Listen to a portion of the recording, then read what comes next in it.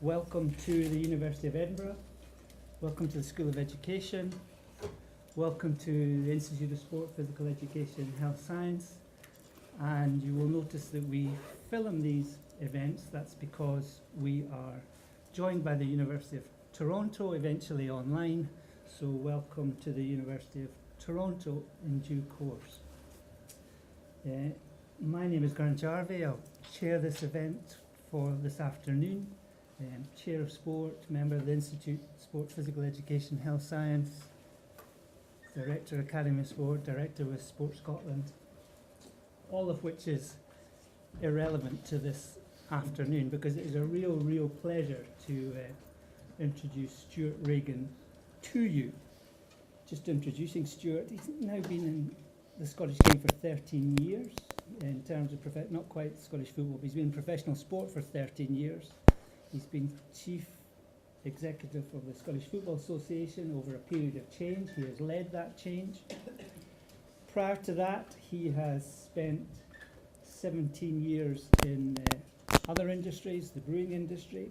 You'll probably recognise from the accent that it's a Yorkshire accent that is coming at you, and he had a pivotal role in terms of a number of sports, Chief Executive of Yorkshire Cricket, for example.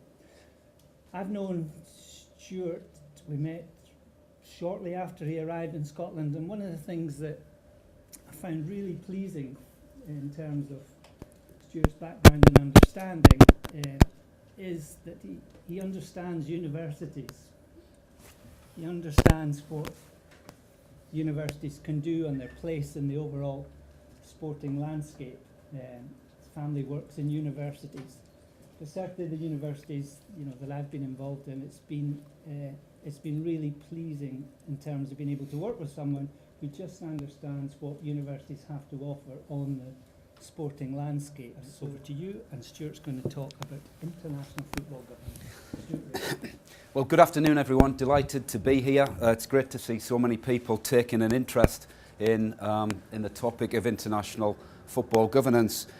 Grant said a few words about me, and I'll just kind of pick up on that and expand a little bit. Those of you that follow social media might be interested in the Scottish FA's Twitter account, at Scottish_FA, my own Twitter account. And from a content point of view, we've got a lot of very interesting digital content on our official YouTube channel.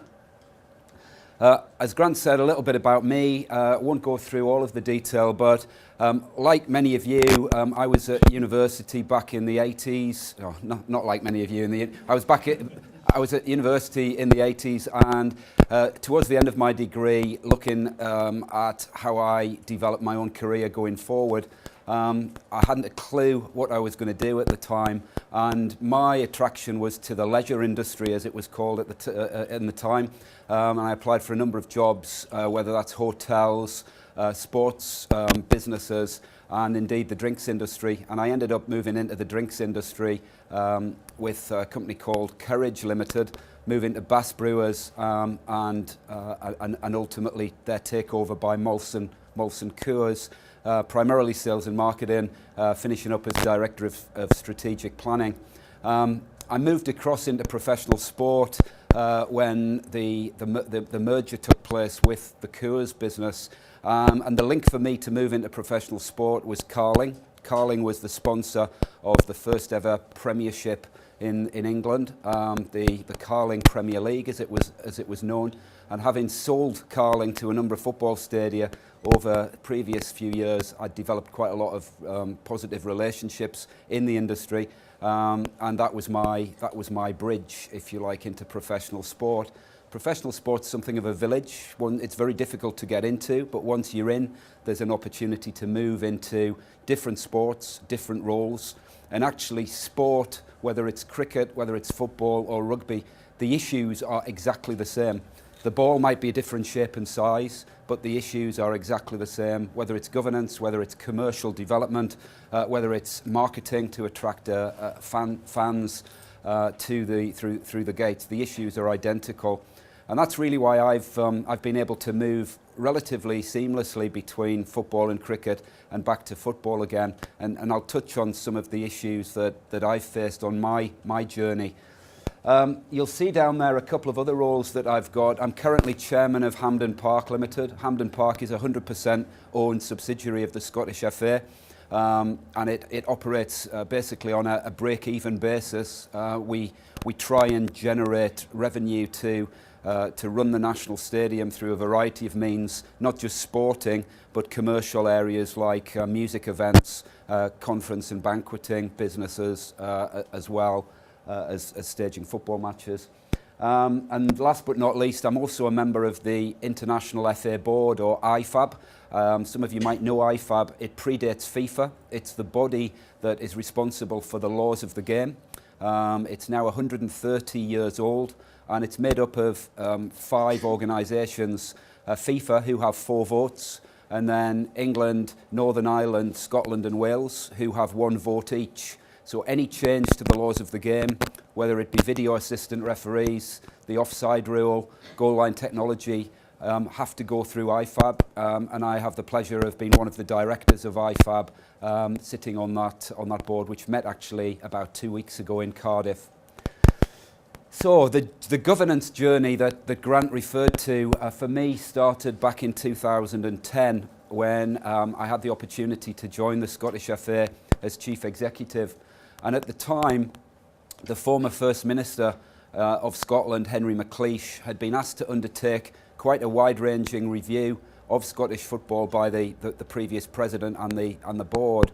And Henry McLeish came up with a number of recommendations, which I'll touch on shortly. But by and large, they fell into 5 key areas.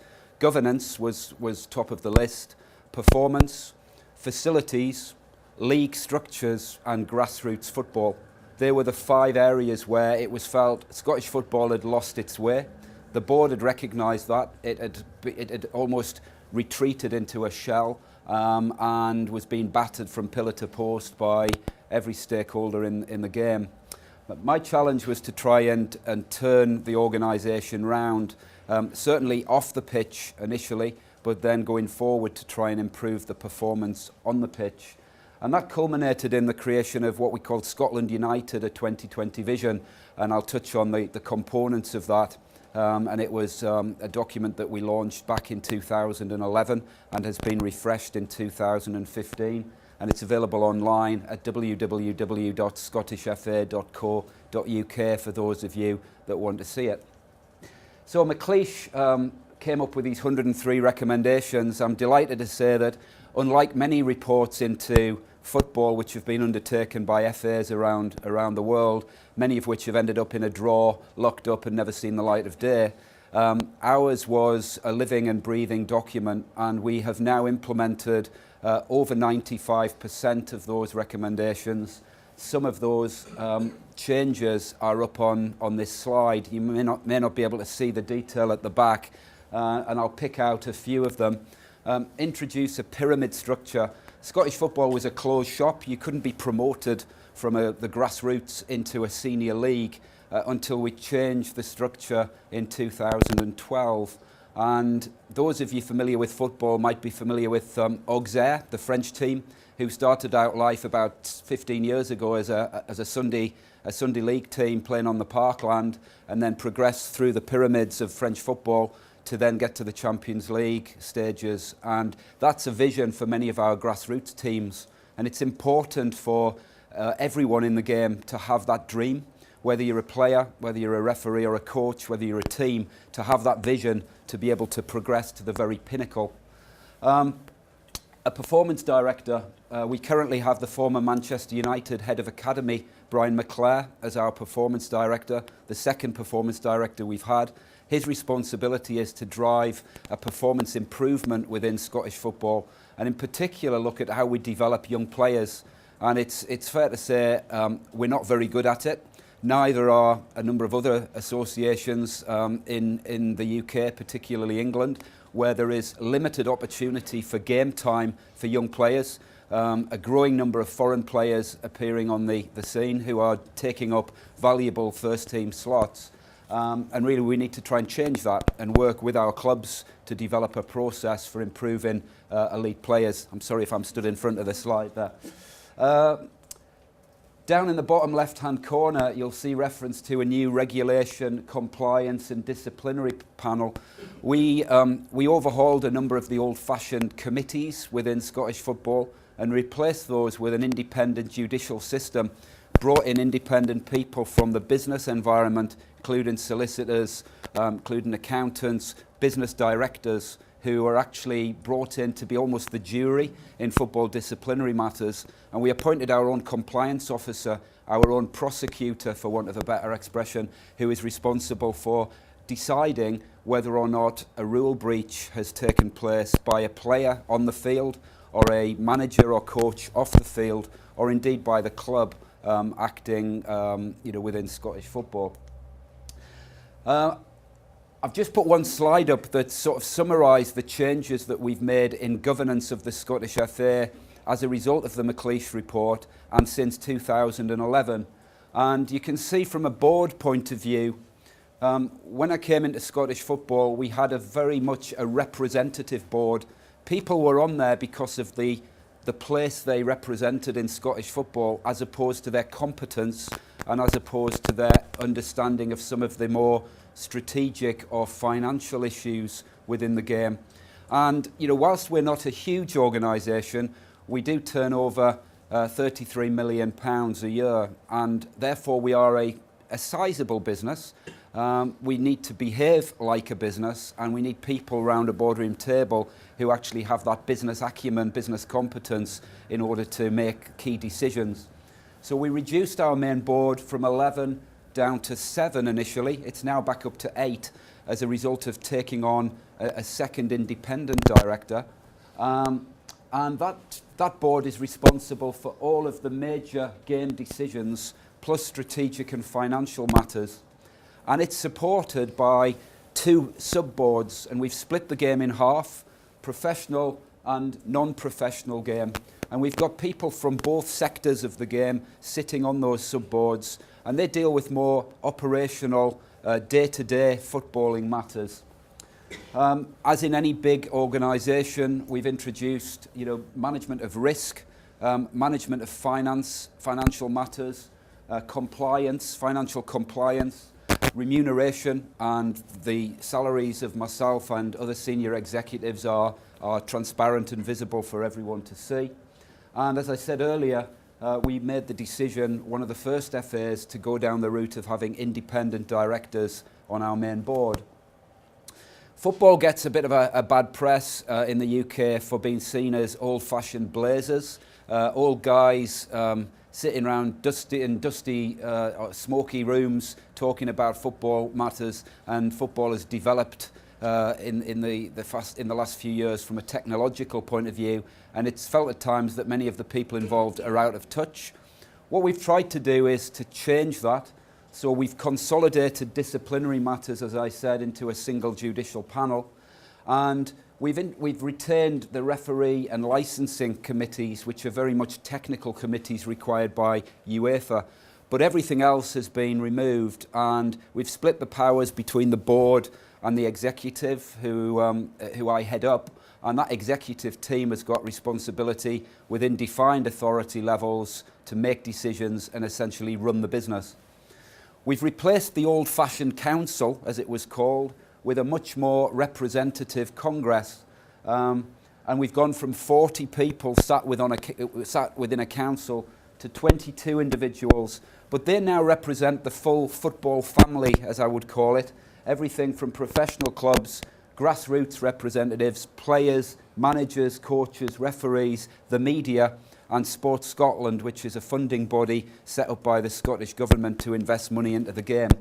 And when I come on later to talk about FIFA and some of their reforms that have been proposed, you will see that FIFA are also advocating this type of approach. So in many ways, we're quite pleased that we've been pioneers in trying to open up our Congress into a much more representative body.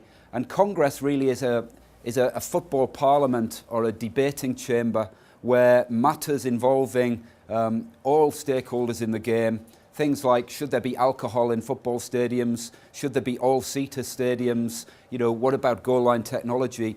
These are matters that everyone's got a view on, and it's important for the board to understand those views and share those views up the line and then back down the line as well. And we've also added to that an annual convention every December, which involves around 350 people, where we can talk about the progress against our strategy and learn from other organisations who are doing things that are perhaps better than we are doing, and they're making more progress. The strategy was launched in 2011, and it was a real vehicle for change. It set goals across 4 key areas, and those four areas are listed on this chart. And the creation of this strategy was quite a groundbreaking moment for us, because coming from a business environment where there was a very clear link between the board and the senior management team, that was quite a novel thing for Scottish football. Many of the board had not really spent any time with the senior executive, which I found fascinating and really difficult to understand. So it was the board and the senior team that actually went away and created this strategy together. And it was a joint strategy. We had buy-in, and we then sold that strategy across the rest of the game. And this was a slide I used on my first day in the job with my senior management team. And I pulled everyone in the organisation together, irrespective of whether they were on reception, whether they worked in the finance team, whether they were in a coach or a referee department. And I wanted to capture on one slide what football is responsible for and what everyone's job was within the Scottish FA. And in pulling this slide together, like any business, I accepted that we needed to have a vision, a set of values, a set of strategic goals. But within that, different people had different responsibilities. Whether they were, as I said, in the post room, whether they were working on reception, right up to the national team manager. And there were really 5 areas within our organisation. People who had a responsibility for improving our performance, primarily our football performance. Those that were responsible for improving participation. Those that were responsible for commercial matters and building the brand. Governance and regulation. And everyone else was providing a shared service, a service that was helping others achieve their goals. And if they did those things effectively, there was an impact on the game, whether it was winning, growing the game, funding it, leading it, or supporting it. Some people were enablers, some people were deliverers, but it was important that everybody got it. Everybody could see that they had a role in delivering football for Scotland and actually making a difference. We came up with our vision, and this was the result of a lot of debate with the senior team and the board over a 3-day period. And we took a number of words out of the Henry McLeish report and tried to embed them into our vision. And what we wanted to try and be is an organisation that leads the national game with integrity and innovation to foster a culture of performance, unity and trust. And our values, and I'm not naive enough to think that we are there with these yet, and every day you have to look in the mirror and ask yourself, are we doing this? Are we living these values? And we show these to every new starter that joins the organisation. But these are the words that we felt we needed to try and present to the Scottish football public. And it's difficult. You're in a goldfish bowl sometimes within Scottish football, particularly given the west of Scotland culture and the size and scale of the teams and the historical nature of our teams. And therefore, we have to constantly challenge how can we be better at delivering these values and behaving in a way that delivers these values. So in terms of how we presented this to our staff, it was important that we had our mission, our goals, and sitting under each one of these areas there were level 1, level 2 and level 3 objectives. Level 1 objectives were mine. They were what I had to be responsible for to the board.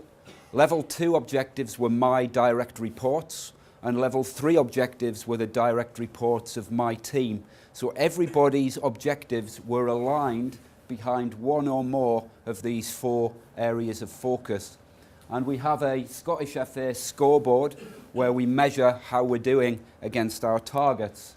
And it looks something like this. It's a traffic light system that actually shows how we're performing. You can then drill down behind each of these to get to the next level down, and then drill down again to get to the next level down. The other area of responsibility that we have, albeit there is a separate body responsible for competitions in Scotland, is the professional league. When I arrived in Scotland, there were 2 leagues, the Scottish Premier League and the Scottish Football League. They were merged in 2012 to 13 to create one league body, which has been renamed the Scottish Professional Football League, the SPFL. And we managed to create our pyramid where we opened up the bottom of League 2, so the 4th tier of Scottish football, to 2 semi-professional leagues. The Highland League, which had been established for over 100 years in the north of Scotland, and a brand new league called the Lowland League, which was an amalgam of a number of teams in the eastern and western sides of the lowlands of Scotland, from Edinburgh across to the southwest, down as far as the borders. We focused very heavily on improving participation. We took the view that if you can't measure how many people are playing the game, it's very difficult to justify to the government, to FIFA and to UEFA where your money is being spent. Because we are funded by third parties. So we took the task of measuring everything. This is just one particular measurement of players. But back in 2010, we only had 65,000 registered players playing the game in Scotland. Now, there may well have been more people playing the game. They just weren't registered. So we have put all of our registration online.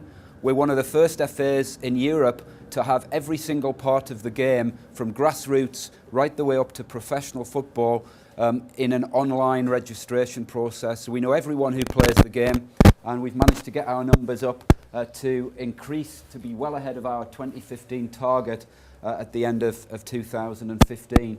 But actually, that's not enough, because those of you with quick maths will work out 140,000 as a percentage of the population of Scotland, 5.5 million, and very quickly realise you're at something like 2.93 to 3%. That's less than half of the German percentage of those participating in sport, and it's also less than half of the Spanish equivalent. They are 2 leading lights in European football, and even countries like Iceland, with a population of 300,000 who have qualified for the Euro 2016 Championships, they have a percentage that's more than double our percentage. So we've got more to do. We recognise that we're on that journey, but we've got more to do. And that links into the government agenda of how do we get more people being healthy, active, participating, and down the line, you're looking at the benefits of that, which is in the NHS, keeping people out of wards, having operations, keeping people fit, anti-obesity, keeping people off the streets, taking drugs, keeping people out of the bars, drinking alcohol. Side benefits that the police aren't spending as much money on, difficult kids who need greater time and effort. So football can play a role in lots of different ways, and participation and the measurement of it is really important. We also need to take football to the wider Scottish landscape, and we do that by having 6 regions. We split our organisation into 6 regions, including the north, which has got a landmass which is bigger than Belgium, so they keep telling me. It includes the Highlands and Islands, huge geography, but really only a limited amount of people living in that area. But it's important that we're still able to provide a football opportunity for everybody, right down to west, east, central, southwest and southeast. We have a team of around 40 football development officers working in partnership with local authorities, developing improved clubs, trying to improve the number of, or increase the number of referees we have, the number of coaches we have, the number of volunteers who are participating in football, because apart from the professional teams at the top of the game, and we have 42 of them in Scotland, 95% or more of football is managed by volunteers. So a volunteer strategy is crucial, not just to football, to any sport, but football is no different. Sometimes we forget when we see the multi-millions that get pumped into the game, particularly in the bigger countries like England and Germany and Spain and so on, that they still rely heavily on volunteers to deliver things at a grassroots level. One of the most successful initiatives we've had in recent times within the grassroots area is the creation of something that was called One National Plan. And within the grassroots side of Scottish football, you have an awful lot of fragmentation. It's fragmented into the schools FA, the youth FA, the amateur FA, the junior FA, the welfare FA, and it's important the Scottish women's football as well has got a separate body to grow the game for girls and women across Scotland. And it's important that we have one national plan, so we have one common agenda, and it's delivered in lots of different ways, but everybody has bought into a small number of key priorities. Football relies heavily on commercial partners as well, not just the television companies, but those organisations that help us to deliver programmes for disadvantaged kids in deprived communities. And we're very grateful that we have some fantastic partners in the grassroots area, and you can see some of those listed on this slide. And we run a huge amount of community programmes across the country which help improve our participation numbers, but also take football into communities that perhaps wouldn't normally play the game. So football on council estates, played late at night under our Midnight League programme, where kids are supervised to play football on pop-up pitches on council estates across the country, where perhaps they don't even have a pair of football boots, or they don't even have a strip to wear. And we provide that opportunity through the work we do with our partners. We're also very lucky in having a fantastic relationship with the Scottish Government, and they have a really unique programme which, when I was growing up in England, I wish we had in England at the time. This is something called Cashback for Communities, and it works on the proceeds of crime. So if people are breaking the law in Scotland, fishing rather, in waters that are forbidden, or selling drugs, or whatever they may be doing, if they're caught and they are fined, that money is invested by the Scottish Government into worthy causes, whether it's cultural, arts, music and so on, or sport. We have benefited significantly through cashback funding, and we've invested that with the Scottish Government and other sports into facilities.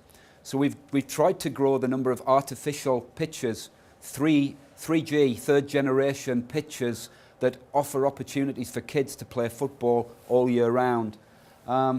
We've set up a facilities forum with all stakeholders within the professional and non-professional game, so that we know where the next opportunity to invest a 3G pitch might come from.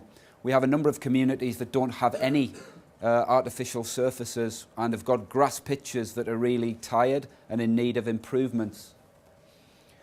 We've also been lucky in bringing in £25 million worth of government funding for a new National Performance Centre here in Edinburgh, which will open in August this year.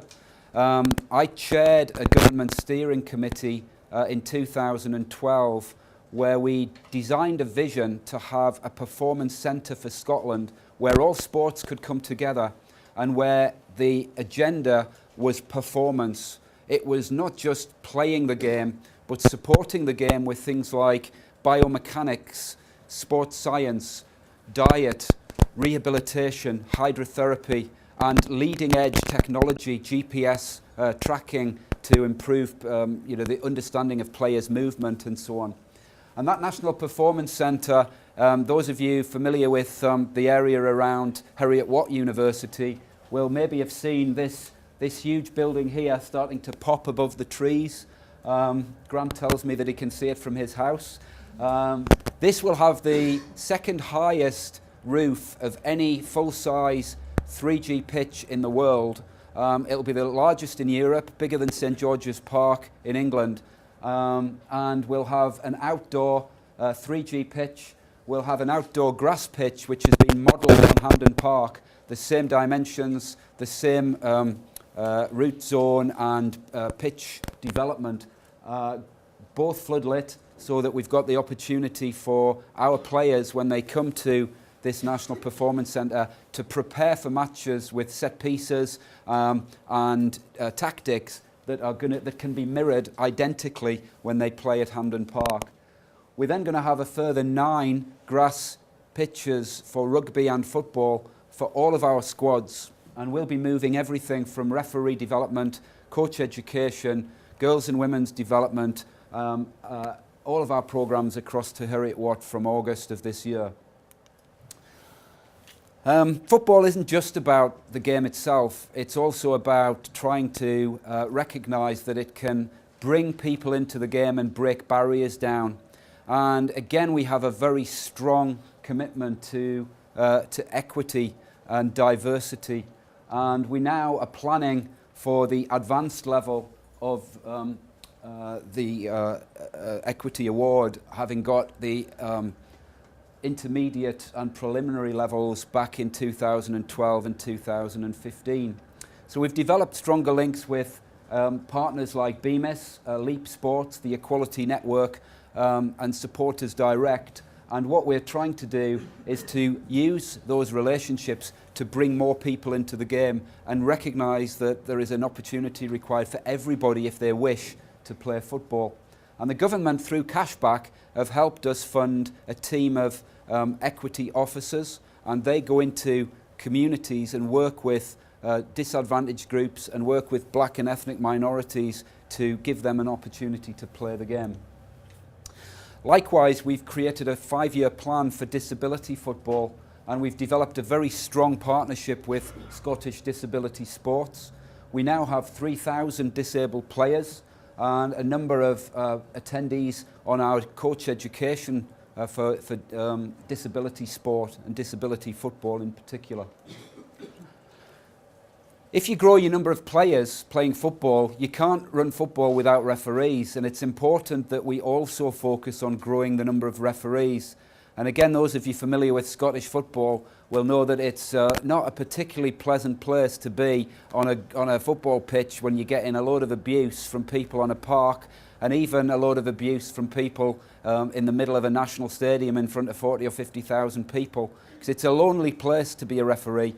You've got a split second to make a decision with one view of the ball, and everyone watching the game at the professional end has got 36 cameras giving you a perfect view of an incident, and the referee's got to make a decision. But it's such a crucial decision that we have to get it right, and that's why we've got to invest in referee development, not just down here at the grassroots level, but right up here at the top. And we're very fortunate that we've got a strong number of FIFA referees, and indeed one of our referees, Willie Collum, will be refereeing at the European Championships in France in 3 or 4 months' time. One of the things I would say about referee development is that there is a strong educational link as well, and we've been able to partner with SQA, the examining body, to introduce a course on refereeing into schools and colleges across Scotland. And that's allowed us to give people an understanding of the laws of the game, but also an understanding of level 1 refereeing. So to try it out. And what we're trying to do is encourage people to think of this as another career in football. You don't have to be a fantastic player, but if you understand the game, you can make a living. Referees can earn very good money at the top of the game, refereeing Champions League, refereeing World Cup, and even refereeing in the sort of senior leagues. There's a career to be made. And when we're talking to universities and colleges about career development, often people forget that football has got a huge amount of careers whether it's in marketing or PR, whether it's in groundsmanship, whether it's in physiotherapy or sports science. The range of careers are endless, and we've got to give people the opportunity to consider that. So a huge number of strategies, and I've talked about some of them: facility strategy, equity, disability, one national plan, and something called Positive Coaching Scotland, where we've teamed up with the Winning Scotland Foundation to try and improve the behaviour of players and, more importantly, parents on the side of the pitch. How many times do we hear mums and dads screaming at the kids on the side of the pitch, living their lives through their children and trying to influence their behaviour? We've got to recognise that kids need time to develop, and being screamed at from the side of the pitch isn't always the best answer. I'm going to turn now from Scotland to talk a little bit about FIFA. I don't think it would be fair to talk about international football governance without recognising the mess that the game is in at a global level. I sit on the IFAB board, as I mentioned earlier. I also attend a huge number of FIFA and UEFA events, including the FIFA Congress. And I think it's fair to say I was incredibly embarrassed to be part of football's governance when everything was going on and being played out in the press with Sepp Blatter, with Michel Platini, with a huge amount of officials from across the game who were arrested for their part in corruption scandals and bribery scandals. And reflecting on that, I think it's fair to say that wherever you get money, huge amounts of money, you get an abuse of power. And that's what's happened undoubtedly. People have succumbed to temptation, and it's not right. People across the game expect football to operate with integrity. Indeed, it's one of our values. And so for our part, I'm delighted that we have a new president who is committed to change, committed to reform. I know Gianni Infantino very well. I sit on the IFAB board with him.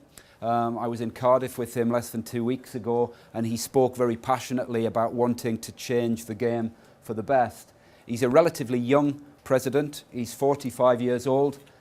He's a lawyer, and he speaks several languages fluently. And in his speech to the FIFA Congress, when he talked about how he would attempt to change the game, he flipped from Italian to French, to German, to English, to Spanish, even to Arabic towards the end of that speech. And it was incredibly impressive to hear him do that. Now, being able to speak languages doesn't mean he's going to be a good president, but certainly I know him as a highly effective administrator of UEFA. He's developed the Champions League brand, and therefore I think he will bring a huge amount of focus and a huge amount of competence to FIFA at a time when it really needs it. I'll share with you some of the reforms in short so that you know where FIFA is planning to go. These are very important for the game to recover its reputation and improve its credibility on the global football scene. Firstly, a separation of powers, separating out the political responsibilities from the management responsibilities. And so a new FIFA Council will replace the ExCo, or the board of FIFA, and that body will have responsibility for setting and managing the overall strategic direction of football at world level. And the General Secretariat, as it's called, basically the Chief Executive and his office, they will oversee operational and commercial activity to deliver this strategy. This is exactly how we run football in Scotland and exactly how most organisations in football operate. There is a very clear strategy and a body that are responsible and holding the Chief Executive to account. Term limits for the President, members of the Council, the Audit and Compliance Committee and judicial bodies. Personally, I think that's too long. We have a term of office that is 4 years. However, from a situation where there was no cap, where Sepp Blatter was able to have 20 years at the top of football's game, it's a compromise, and it's a compromise that will allow a maximum of 3 4-year terms. most importantly with strict eligibility checks, which will look into the background of any candidate to make sure that there is nothing there that is going to cause problems from a credibility perspective. Just go back. Important for the game, greater recognition and promotion of women in football. 1 female representative per confederation will take their seat on the new council. And that's a real statement by FIFA that women and the importance of women in football has to come up the agenda.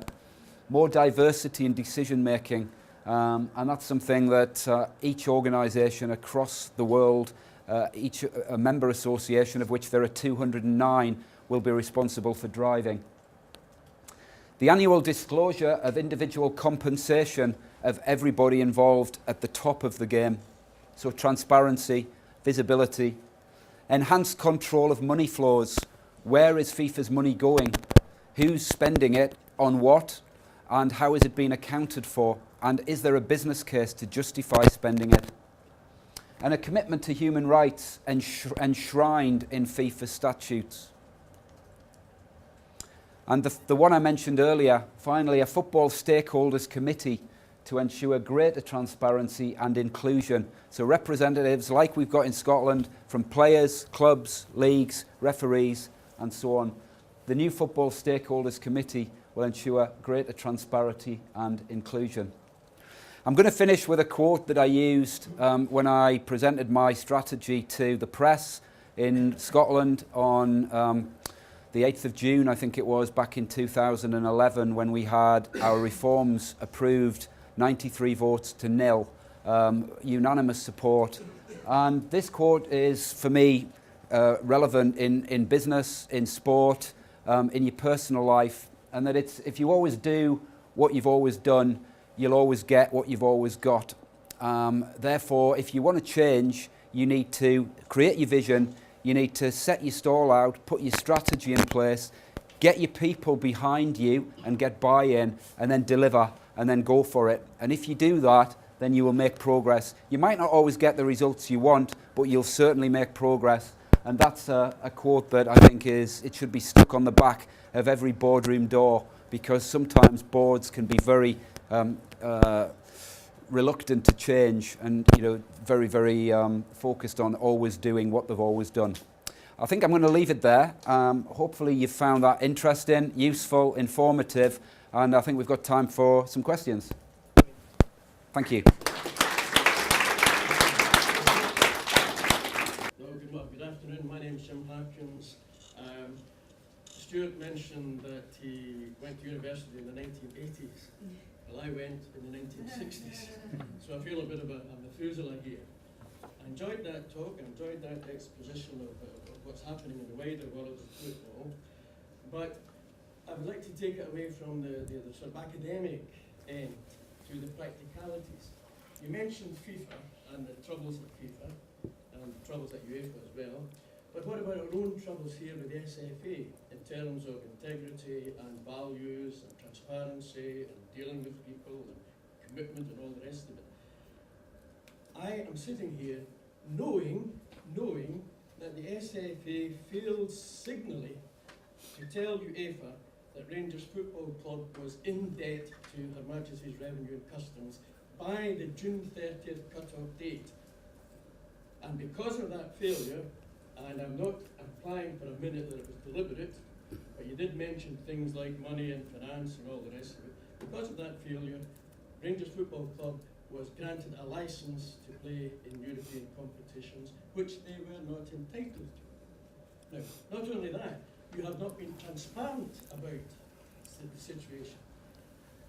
So there's some background here in terms of Rangers, Celtic, and your question. Well, no, please. Yeah. Do not always associate Celtic with Rangers. This is not a Celtic Rangers issue. No. This is an issue of fundamental governance. We do not know that Scottish football is any better in terms of its governance than FIFA or UEFA. And as I say, you have not been transparent. I know that as recently as yesterday, a reply was sent to a football club which dodged the issue. And I want you to tell me today that you categorically assert that Rangers was not in debt to Her Majesty's Revenue and Customs at the 30th of June 2011.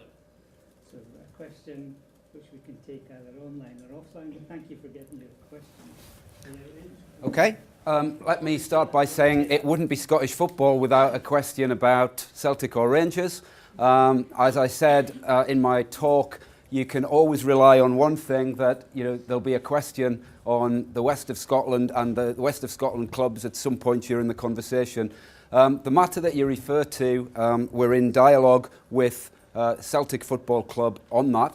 The background to it is very complex. It's not a topic that I think is worthy of going into and spending time on here when we're here for a Q&A on wider football governance. I'm happy to take it offline and talk to you after the event, but I can say that we are confident that the actions that Scottish FA took in 2011 in awarding Rangers a licence to compete in Europe was absolutely the right thing to do based on the information that we had at the time and the information that we subsequently shared with UEFA. So I'm happy to say that to you, but we can speak offline about it afterwards. Okay? I would like to know if the SFA have ever considered into analysing the situation and comparing Wales, that has developed its football by being part of the English Premier League as well, having clubs there. Has the SFA ever considered that it might benefit by having clubs being part of, let's say, British league instead of having its own league? Okay, there's probably a number of interwoven strands in there. The first one is that the situation within the Premier League in England is quite unique as far as Welsh clubs is concerned. Swansea and Cardiff playing in the English Premier League and Football League predates the launch of the Premier League and was part of a memorandum of understanding between the clubs, the FA and the league at the time when that league was created. So it's a historical position. And as far as the development of the Welsh team is concerned, I think what you're referring to probably could be called the Gareth Bale effect in terms of the qualification. And that's probably a little bit unfair to Wales in the sense that there's a whole raft of other players. But when you look at nations that have made progress and who historically haven't made progress, there tends to be something quite unique about them. So if you look at Robert Lewandowski at Poland, for example, Gareth Bale within the Welsh team, Ibrahimovic within the Swedish team, those are match winners, they are game changers, and they can make a significant difference. Welsh football, from a development point of view, doesn't have a really top professional league. Many of the players come through grassroots and they eventually move to the English leagues to try and or English clubs to try and develop and improve their performance. Scotland's quite different in that we have a league which is, it's certainly not amateur or semi-professional, but it's certainly not one of the top leagues in the world, and therefore we're sort of sometimes caught in no man's land. A number of the clubs would like the opportunity to go and play elsewhere. The question is, under the current rules, that's not allowed by FIFA, and it's currently not allowed by UEFA. So as much as there's an aspiration, that aspiration is normally driven off the back of the money that's available to go and play in one of the top leagues, as opposed to whether it's the best thing for Scottish football. So I hope that answers your question. Mike, you mentioned kind of the media as part of the SFA Congress and part of the family in football in Scotland. I was just wondering if you could explain what their role is as part of that family and their relationship with the SFA. Okay. I mean, the media are very important because they deliver the view or the perception that people have about football, and it can, depending on how you manage that relationship with the media, it can be positive or negative. Sometimes we see in Scotland the view that the media focus on the national team, and they tend to focus on disciplinary matters or governance matters to the detriment of a lot of the good stuff that goes on below the waterline, grassroots work, which doesn't really sell newspapers. So our job is to try and get a balanced picture being presented by the media, and actually recognising that traditional media is changing. The sale of newspapers, traditional newspapers, is in free fall, and the growth of social media, blogs, online reports is growing astronomically. So we have to try and use our own expertise to get the balance right and present a combination of both grassroots stories, positive stories, as well as recognising that there's always going to be a thirst for information on highly topical matters, similar to the one raised by Mr. Harkins earlier on. I'm Gianmarco Campagnolo. I'm lecturer in Science and Technology Studies here at the University of Edinburgh, and I research on the implication of new forms of data, big data, for professions, the business profession, but I'm also developing a research agenda on the implication of data on football and coaching and also players. Mm-hmm. And so my question is, what's the SFA? What SFA is doing in terms of dealing with this growing attention for data and analytics in football? Okay, I mean, it's a very topical and very relevant point. Many sporting organisations, particularly governing bodies, have been quite slow to recognise the changing world of technology and the importance of data. And it impacts everything from how you deal with sponsors and what sponsors now want back from a governing body, to how you manage funding applications and how you get agreement to increase funding. Everyone wants data, everyone wants to know the impact of a particular decision or a particular sponsorship. So what we've done is we've created within our own IT department a football administration system. I referred to it earlier, where we now track everything that happens at grassroots and professional level. So we know how many players, how many coaches, how many referees, how many volunteers we have in the game. We measure, there's an old saying that, if you don't measure it, you don't succeed. So, we need to measure everything to try and measure the progress that we're making. So we are investing in technology. There's always more that can be done. We've developed an internal digital hub, as we call it, which is trying to improve our social media presence. Everything from YouTube that I referred to earlier, Facebook, Twitter, Snapchat, Instagram, and actually try and use that as a way of engaging with a new market, to try and encourage people not just to play the game, but to support the game as well. So technology affects everything we do. Data affects everything that we do. There's always more that the Scottish FA can do, though. I'm Senior Lecturer in Sport Management, and you've helped my students considerably with your talk of change management and balanced scorecard. So I just want to ask you a more focused question around your diversity issues.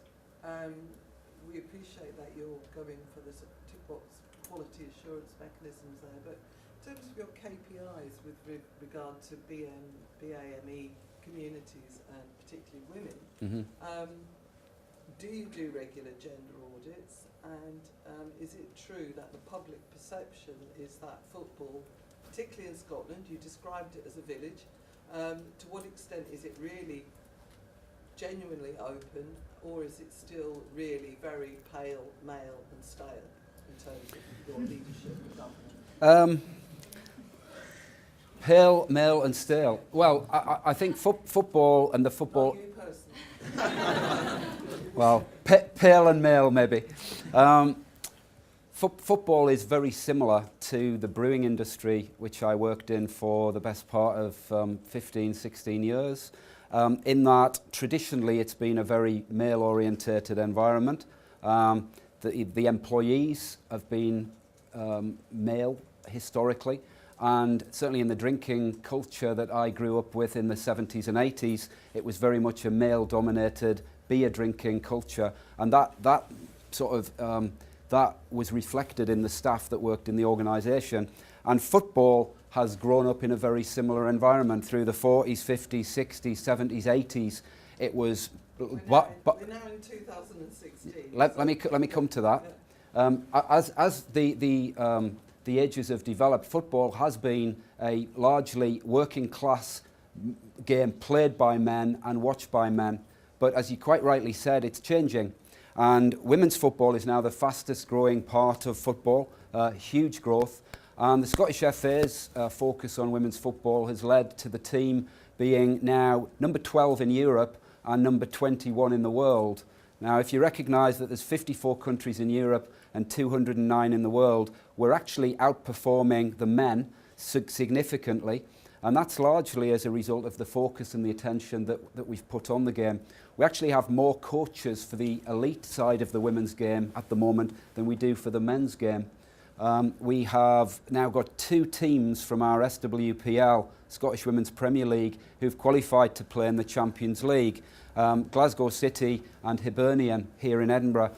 That's largely because of the progress and the performance that our girls have made. And these are girls who are amateurs, who are playing by and large with professional players from places like France and Sweden and Germany and so on. Off the pitch, there is still more that can be done. When you look at the percentage of females working within the Scottish FA, we do regular audits, and we're actually we're ahead of the game as far as the numbers of females that we employ. That's both in football development, but also in business positions. Where we've got a challenge is at the senior end of the game. We've made it a clear commitment that we will appoint a woman to the board, but our board has made the point that we're not going to do it just as a token to have a woman on the board and tick a box. We have to have the right person in the role. And for the last 2 independent director appointments, there has been a female in the shortlist when we've got down to the final 3. Unfortunately, they weren't the best candidates for the job. So it remains an aspiration. Our president stood up recently and said, we will have a woman on the board within the next 2 years. And that remains a desire. So I think in summary, I would say, if it was a report card, making progress, but still more to do. I'm conscious that we have a Canadian audience, and one of the most successful World Cups was the most recent World Cup in Canada. I'm just wondering, so TV audience is one of the greatest in terms of sporting events, but any observations on that Canadian Women's Football World Cup in Canada recently? And then there's a range of hands. Yeah. Well, firstly, the Women's World Cup in Canada was a fantastic spectacle, fantastic event. I think it's really helped to put women's football on the map. My daughter is currently living in Toronto and has been there since last August, and she has spoken passionately about how the Canadian mindset is very much geared towards sport and fitness and health. And it's a cultural thing, and I think we can learn an awful lot from the Canadian population about how much time and energy they put into looking after their bodies. As far as women's football is concerned, the crowds that were watching women's football during the Canadian World Cup were fantastic, and it's a desire of mine to see tens of thousands of people coming to a stadium to watch a women's game. But in order to get that, you have to improve the product that you're selling, and we're on that journey. It's like any new product. Women's football is a growing part of the game, but it's not as advanced as the men's game yet, and it's going to take some time. And on that journey, not only do you have to improve the product, but you have to commercialize it. You have to bring partners in who are going to help promote it, generate a television audience on the back of that, and then hopefully you will start to see people supporting the game. So we're on that journey. We've done quite a lot to get participation in place, but when you see what happens in World Cups like Canada, when you see the English Women's Cup final, which was played in front of 33,000 people, you know that there's still more that can be done, and that remains an aspiration, that remains a vision for all of us to try and deliver.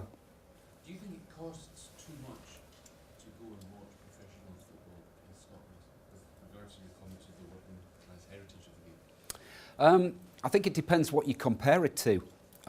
If you treat it as a leisure experience and compare it to other leisure experiences, and it depends at what level you're talking about, the top of the Premiership down to a semi-professional game. it's horses for courses. You know, there are some football matches where you can go and see a game for £10 or £12. There are others that are £20 or £30.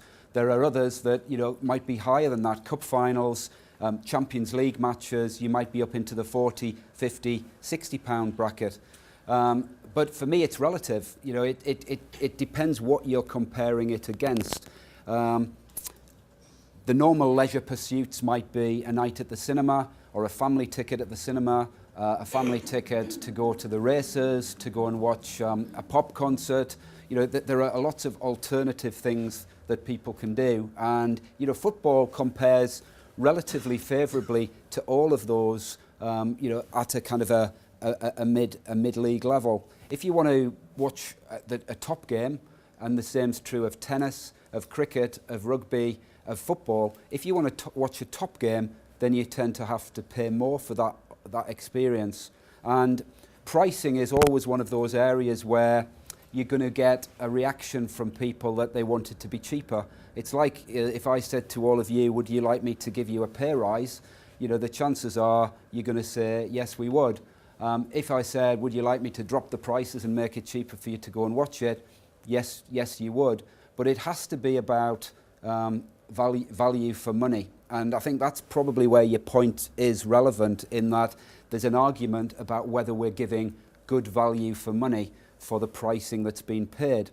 However, the challenge that football has is that the club owners and the club boards who are responsible for running the club, paying the players, managing the overhead, improving the infrastructure of the stadium, rely on several big sources of income to do that. Television revenue normally is the biggest. Sponsorship, gate receipts, and maybe catering at the stadium. They tend to be the big sources of income. The television revenue for Scottish football is a fraction of what it is in other significant leagues, where those leagues are competing for the same players. So if I told you that the top team in Scotland will earn just over £2 million from the television deal, and tell you that the bottom team in the English Premier League will earn £100 million, it's a 50-to-1 ratio from the top of our league to the bottom of the English Premier League. And it blows everything else out the water. The gate receipts, by comparison, as a percentage to a team in Scotland, is of significant importance compared to the gate receipts for a team in England, in Germany, in Italy or Spain. And therefore, the decision to drop the prices for a team in Scotland has got significant importance, because if they drop that, then it might affect their overall budget for the year, their ability to sign players. So for me, it's a balance, and it's not an easy balance. You have to try and give value for money, but you've also got to cover your costs. And every fan wants to see the best players possible. You know, and if you're going to pay those players, you need to fund that. And gate receipts is an important way of doing it. So I take your point, but I think that there's a rationale and a reason why prices are as they are. Yeah, and you talked a little bit about the German and Spanish situation in terms of participation. Yeah. When designing your governance or change agenda from 2011 onwards, did you kind of look for ideas of different football associations, maybe across Europe? Yeah, we spoke to a lot of different people around the world, and actually looked at other sports as well. So we looked at rugby in New Zealand, we looked at cricket in Australia, we looked at football in England. For our performance strategy, which is one of the 4 strands within our strategy, we looked at Germany, we looked at Spain, and we visited a number of countries to see how they run their academies. So Clairefontaine in France, for example, and Papendal in Holland, where they have very interesting performance strategies in place. So yes, the answer is we tried to learn from as many people as we can. The year before last, we invited the chief executive of the German FA, the DFB, to Scotland, a gentleman by the name of Helmut Sandrock. He presented on the renaissance of German football from the year 2000, when Germany were beaten 5-1 by England. I had to mention that, sorry. And then Germany went on a journey, and they put a strategy in place which included things like performance schools for players, regional academies, focus on national squads and improved coaching, and trying to actually, and a national performance centre of course as well, and we've learned from that experience and we've tried to mirror it where possible, and obviously we'd like to emulate the Germans at some point in the future, both men and women. I'm Zhang from China. Hi. And my question is, may I ask your personal opinion and maybe suggestion for the Chinese football reform? Having listened to how China is going about developing football, I think it's very ambitious and it's great from a football perspective to see the strategy that's been put in place. I understand that the Chinese Prime Minister or President has set out a vision for China to win the World Cup, and therefore every school has to have football on the curriculum, and everyone has been encouraged to participate in football. So it's a very ambitious plan. It's very difficult for a country as large as China to be asking a country as small as Scotland for advice, particularly when we've not qualified for a major tournament since 1998. But looking at our learning and experience so far, getting people participating in the game at an early age and forming a habit to participate regularly and do sport, and ultimately it might become football, but to do sport from an early age, that's crucial. So it relies on the education system and active school life as the foundation or the bedrock. Coaching is really important. The quality of coaching is also important, and I think that's one of our learnings, that it's fine having coaches, but they need to be the right level of coaches, and at a younger age they almost need to be teachers, not just football coaches, because they're working with children. They need to get the best out of the children. And facilities are hugely important. You've seen what we're trying to do with facilities in Scotland, but I look at Iceland, a country of 300,000 people, and they have 7 full-size indoor football halls. We have 4 in Scotland. They have a further 12 40 by 60 indoor halls, smaller halls, where irrespective of the conditions, kids can actually be coached and trained. And here in Scotland, when it's November, December, January, February, when it's cold, when there's snow on the ground, when it's raining, no one wants to go out and play football. No one wants to coach football or referee football. So facilities for me are hugely important in trying to improve the interest in the game.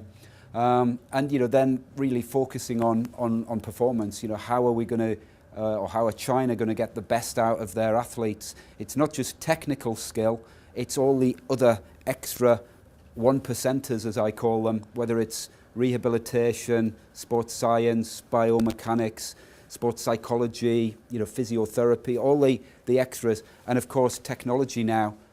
We introduced at IFAB recently the ability for teams to wear performance tracking devices on their body while they're playing the game. So it allows coaches to track how a player is moving, their carbon dioxide intake, their speed, their distance, and to try and make decisions during the game about when to substitute a player. And that's where I think football is going. Chinese are leading edge in technology in many cases, and I can see the Chinese introducing new ideas in the future that maybe we can learn from as well. Well, I'm not even fussed with something or not. The quick one, Stuart, thank you very much for that. My question about fines, because one of the first questions that was raised, I think, is actually, when I talk about governance, the first question referred to what I think is the biggest issue for Scottish football fans, and has been for the last 5 years or so in this country.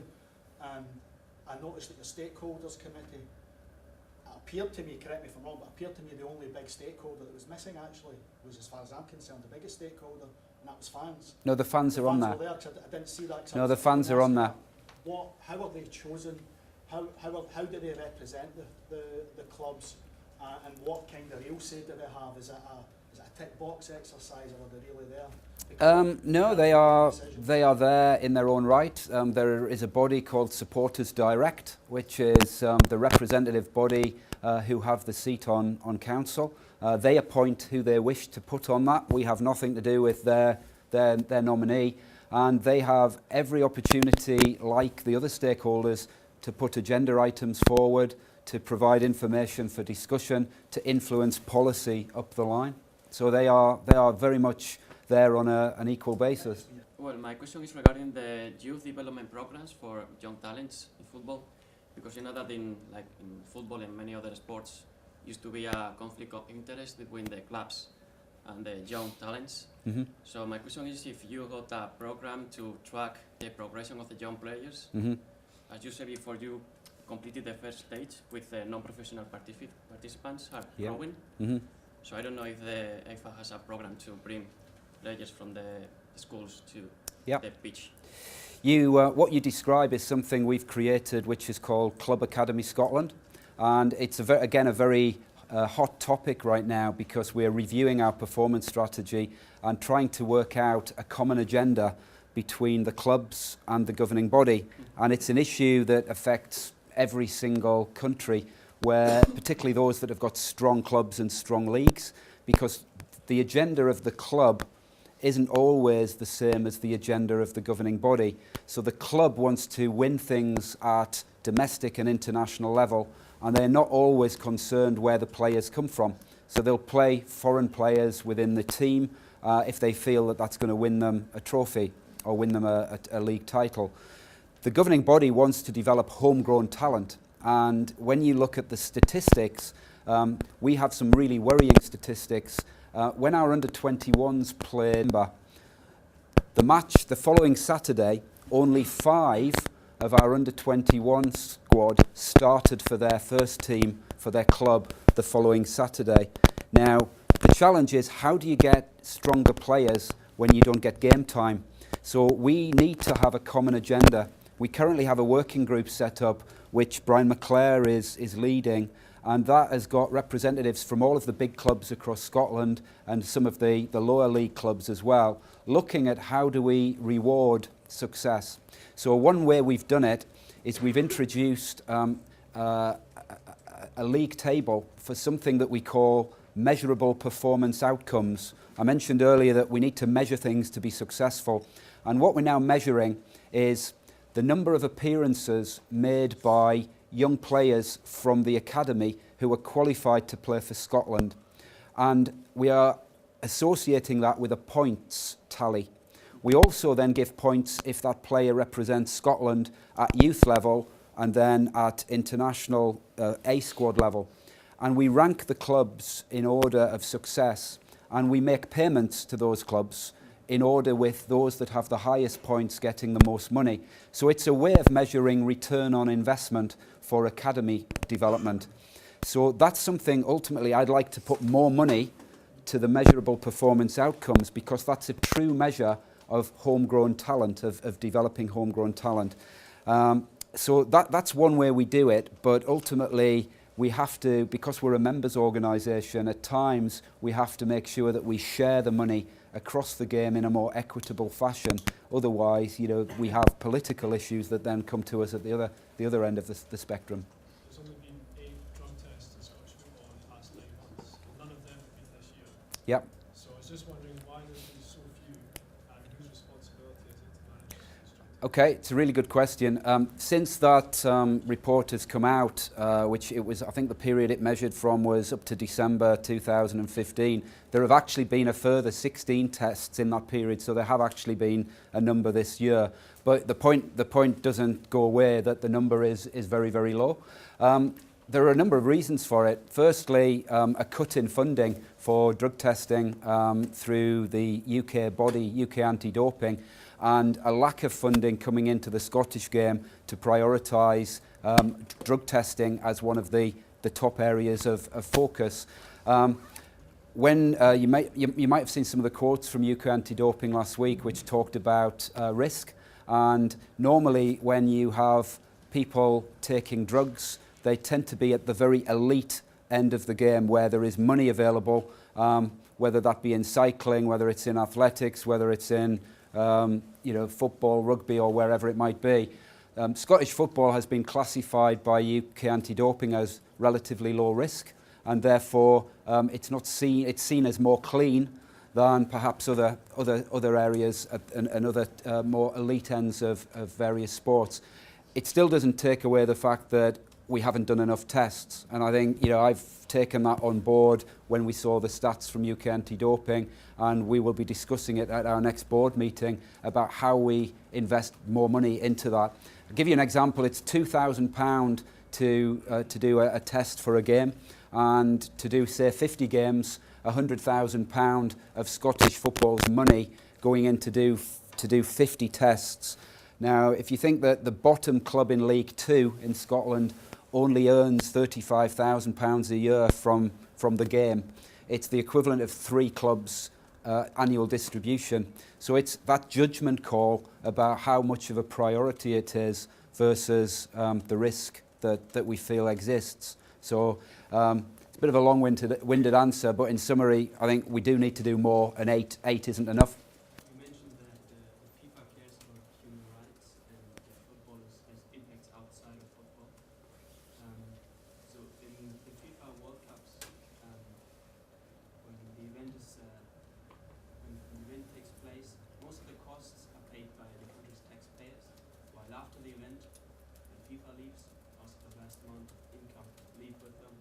How can you legitimate that, especially in the light of hosting countries as Brazil or South Africa, that have huge problems with poverty, and where there's evidence that these events actually make a lot of people suffer even more?